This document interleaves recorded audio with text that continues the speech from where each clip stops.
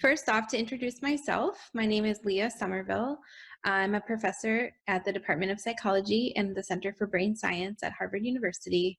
And I'm also the Director of Graduate Studies, which essentially makes me the point of contact for all things related to our graduate program, from students meeting milestones within the program to providing professional development and networking opportunities, to also helping students navigate challenges that they may face during graduate school.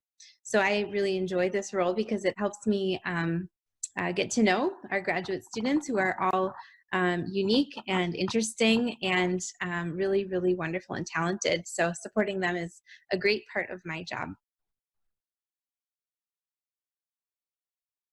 In terms of my role as the director of the graduate program, what that essentially means is I'm the person who will communicate to our graduate students important announcements, as well as the processes and the different milestones that students are expected to meet throughout the program. This includes the dissertation, but also a second year and a first year project. In addition to that, I'm a person who students can come to if they would like to get advice or professional opinion about their trajectory or timeline through graduate school. And also to be a person that students can turn to if they're facing challenges, whether that be with the timeline of their completion, personal issues, issues with mentoring or the research. And so I am very eager to talk to students about those and try to help connect them with resources that may be helpful, as well as serve as a mediator or someone that students can bounce ideas off of to try and help navigate the natural challenges of graduate school. The application is an online submission where prospective students will provide a bunch of information about themselves and their backgrounds and their interests.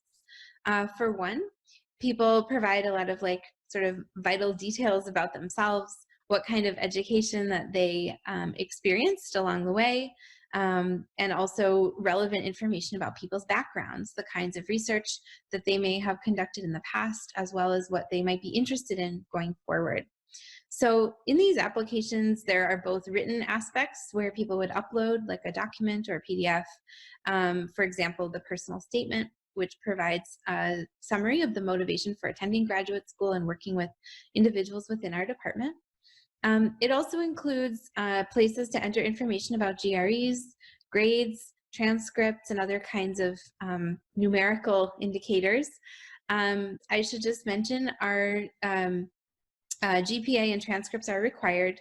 The GRE is optional this year, and this is in recognition of the fact that it is challenging for people to access the test during the COVID period. And so those are essentially optional. People have the choice to input a GRE score or not, and it's up to them. Either is fine, and they're not inputting a GRE score will not count against students.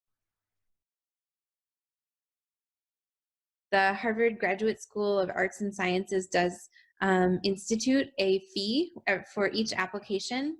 This is possible to have waived under certain circumstances, and I would encourage individuals to consider applying for those waivers if the cost of applying presents a hardship.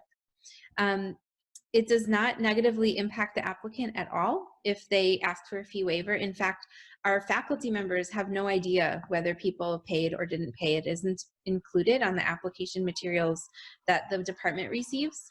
And so there should be no hesitation to seeking out a fee waiver if that is a helpful thing for you.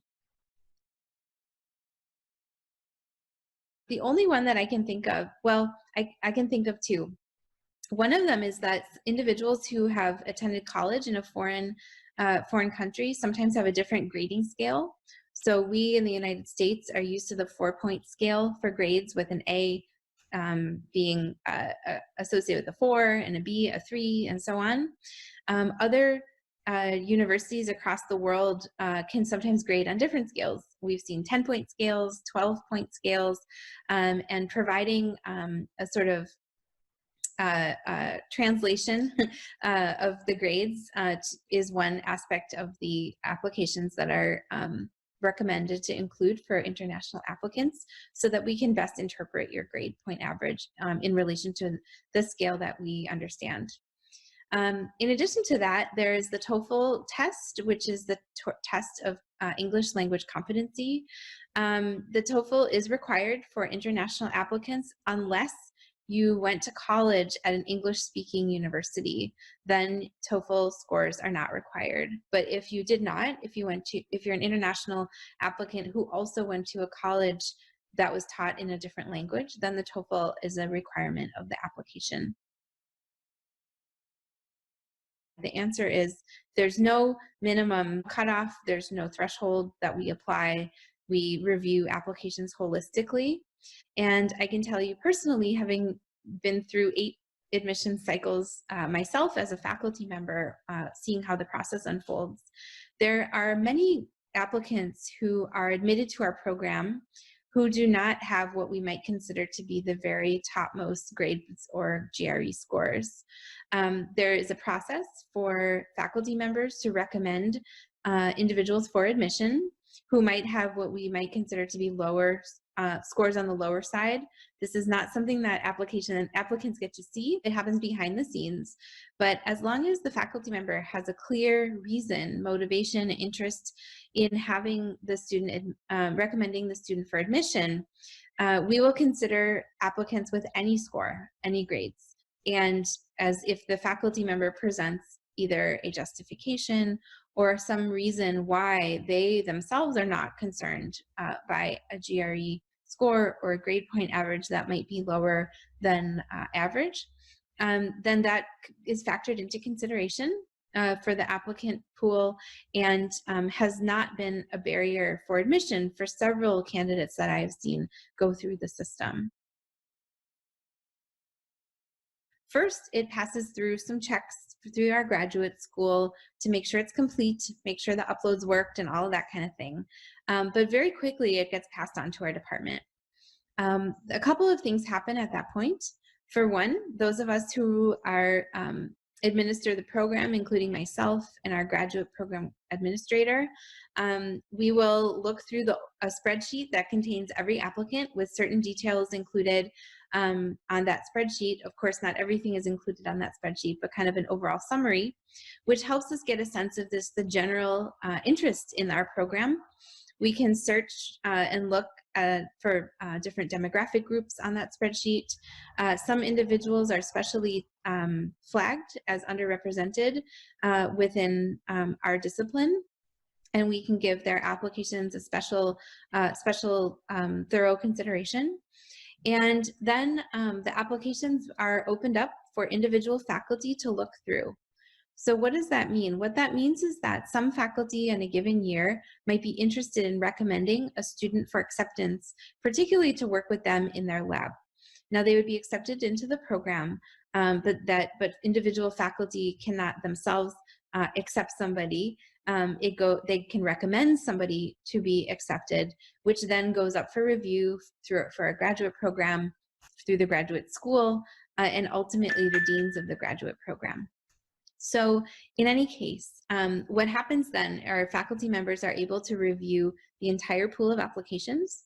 They can search for applications, for example, that listed that faculty member's name on it, which indicates that that applicant is interested in working with the faculty member. So for example, when I receive applications and I'm looking at applications to recommend a student that year, I first sort that big spreadsheet based on the names, the names of applicants who put my name on their application. This helps me narrow down to figure out who within this large pool of applicants might be specifically interested in my group. And then I will read every single application front to back and read every bit of it.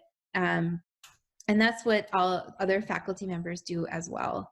So once individual faculty members might have some provisional or initial interest in prospective students, including multiple possible students, those faculty members will reach out directly to the student and provide them information about next steps. Usually it would be an invitation to chat, Sometimes it would include an email exchange first that would ask for additional information from the applicant.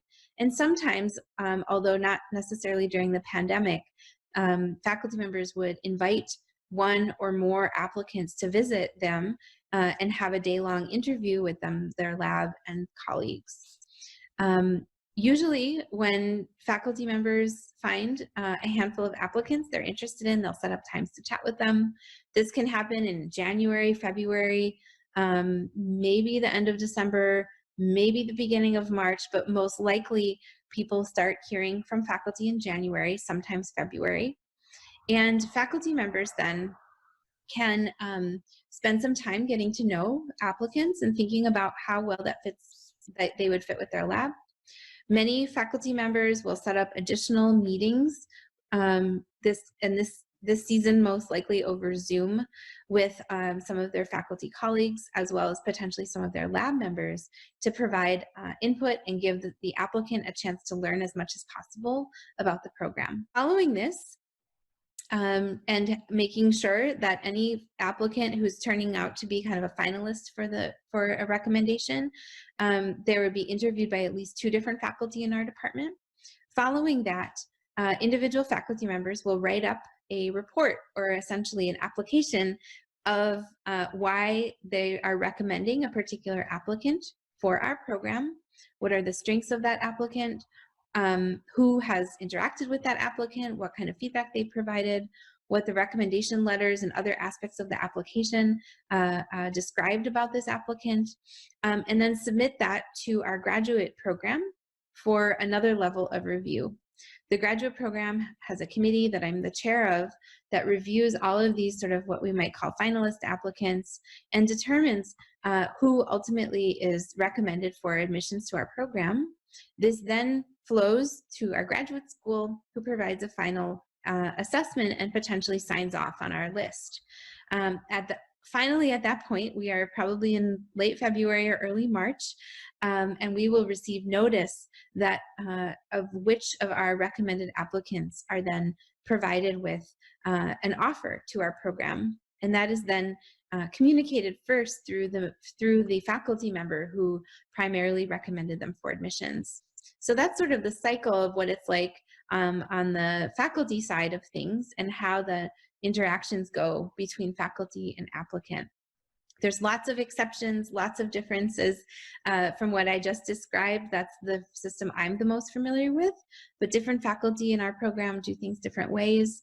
Ultimately, though, each applicant passes through 3 layers or more of review before they're ultimately recommended for acceptance to our program. The size of our program is set from the Graduate School of Arts and Sciences at Harvard.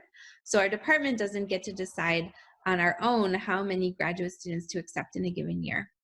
Harvard has a somewhat unique funding structure in that each graduate student who receives admission to our program is funded by our graduate school rather than by individual faculty members. This places a natural limit on how many students we admit on a given year as a product of the number of spots that the graduate school will fund for our program. Now, on a given year, we end up having somewhere between 10 and 12 students who come and enroll in our program and start that fall.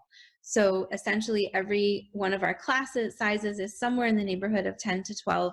Once in a while it's larger, once in a while it's smaller, but that's our general range. Now what that means is, of course, that not every faculty member can recommend a student for admission every year. It's more like once every 1 to 2 years, a given faculty member would have the opportunity to recommend a student for admission. There are some faculty members who choose, for whatever reason, not to consider applicants on a given year. This would be something you would have to consult with the individual faculty member about. But in general, faculty members are not able to to consider students for their lab every year. It might be more like every other year, and that is really something that the individual faculty member manages over time. In terms of the graduate student body, I think our graduate students are really amazing. They are extremely passionate about science. They're talented. They're involved. They're visible members of our department, and they're very, very valuable contributors to our department as well. I consider graduate students to be kind of the lifeblood of our department, and I really enjoy watching them succeed. Our graduate student body has something around 70 members on any given year. This includes fairly full classes up through the 5th year of graduate study, with a couple of students per year beyond that finishing up. Our demographics of our graduate program are somewhat diverse, I would say. They're very diverse and well represented with respect to certain demographic variables like gender and gender identity, as well as LGBTQ status. We collected voluntarily a survey last year in which we collected the base rates of LGBTQ endorsing individuals in our program. And the representation there is quite good. In terms of racial and ethnic diversity, I think we are a work in progress. We've recognized some important areas that we are actively addressing in terms of trying to make our graduate body more diverse and reflecting the demographics of the scientists we aspire to promote to the next generation in terms of diversity. Our extra focus on this area can really be seen in a couple of ways, most prominently through the activities of our diversity, inclusion, and belonging working group. This is a group of something like 30 different individuals in our department who are collectively working to try and make our department a more diverse, a more inclusive place, and one in which everyone feels a strong sense of belonging. There are many initiatives that are being taken to try and increase the diversity of our student body. And I would refer you to their webpage of the Diversity, Inclusion, and Belonging Committee to take a peek at those efforts. In terms of graduate student resources, the Graduate School of Arts and Sciences at Harvard, which oversees all of the graduate programs, has many resources that our students find incredibly useful as they navigate their graduate careers, as well as their next steps beyond receiving a PhD. For one, we have a Office of Career Services, which facilitates quite a lot of professional development opportunities for our students. This also includes, by the way, career counseling and one-on-one individual guidance for graduate students who might be choosing to navigate toward careers outside of academia. This has proven to be an extremely useful resource to some of our students who end up in industry or other kinds of positions outside the traditional academic space. In addition to that, we have a number of ways that students can engage with one another that are facilitated through the graduate school. GSAS, that's the nickname of the Graduate School of Arts and Sciences, has what's called an Engage program. This program has about 30 or more different interest groups or special interest groups that students affiliate with and can find support. This includes international student affiliation groups, writing affiliation groups for accountability or for writing resources. It includes things for hobbies like different sports, artistic activities, outdoors activities, and our students really find a lot of sense of community through these different programs. There are also professional development opportunities available within our department. This includes workshops that we put on that provide skill building opportunities, provide professional development opportunities specific to the field of psychology and neuroscience, and also try to connect our current students with alumni students to try and think of their professional network as including a broad range of students who have passed through our program. Additional resources that the graduate school really pays a lot of attention to include ones for health and wellness. There are counseling services as well as offices that are focused on work-life balance, family needs with graduate students who have children or are caretakers for their older generations in their families. And there are also a number of sort of health and wellness activities that are offered to graduate students, everything from like poetry readings to yoga classes to professional meetups and everything in between. Now, the pandemic has certainly made that more difficult, but there are a number of online options that the graduate school has rolled out, which I think students are taking advantage of. If students have special accessibility needs due to disability or learning differences, there's an office that can help manage the kinds of accommodations that students will require in order to receive a fair and equitable education. This is something that is available to any student who needs it, whether the accommodations are visible or invisible. And then there are ways with great discretion that faculty are made aware of accessibility needs so that we can make sure that we are meeting them in a way that helps retain privacy, but also is responsive to the student's needs. Our climate overall, I would say, is good, but still has room for improvement. And this is a data-driven conclusion I'm coming to based on our department doing an extensive climate survey about a year ago. Now, the climate survey results are actually up on our departmental website. They're publicly available. Anyone can go look at them. So prospective students can go take a look if they're interested and see how our graduate students rated the department's climate directly based on their own experiences.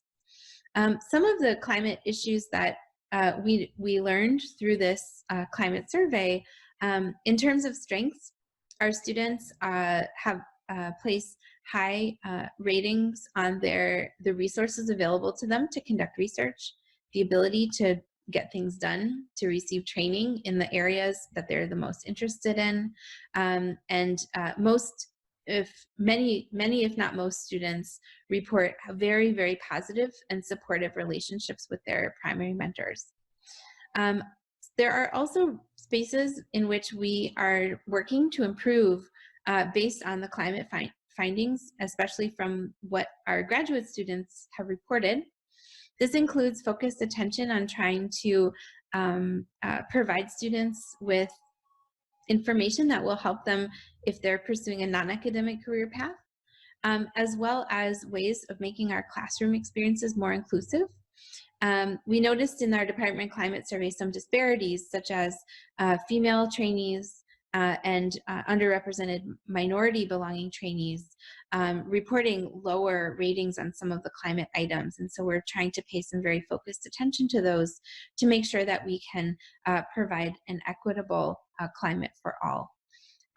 So to find out more about our department's strengths in our climate and places that we're actively working to improve, I would encourage you to check out the climate survey findings, which we consider to be very informative. In terms of our graduate community, I would say that our graduate community is fantastic. They bring a ton of energy to our department. They support one another, especially within a given entering class. They reach many milestones together, and I've really been overjoyed to see the amount of support and guidance that they provide to one another. These individuals are forming lifelong friend and colleagueships that we love to see formed. Our graduate students are highly engaged with science within our department. When it comes to things like attending talks and asking questions, bringing speakers or bringing ideas for workshops and other skill building activities, as well as volunteering their time to help make our community better. Our graduate students are highly active and engaged across the board in that. Of course, not every student is. Some students prefer to work in a more solo capacity, but many, many of our students are extremely generous in giving to our department. And I think they are also then receiving a lot back through that engagement in the form of friendships, collaborations, scientific guidance and mentors, as well as friends. And so I'm always heartened to see the level of cohesion within our graduate community. And I think that that is something that we will continue to see from with every new entering class. Finally, I'd like to thank you for your interest in us. We are eager to see what kinds of experiences you've had and interests that you have in your graduate applications. We also hope this pro tip format is helpful to take down some of the barriers and confusions and mysterious aspects to how this graduate school application process works. We really hope that this is a useful resource for you, and we really look forward to hearing from you.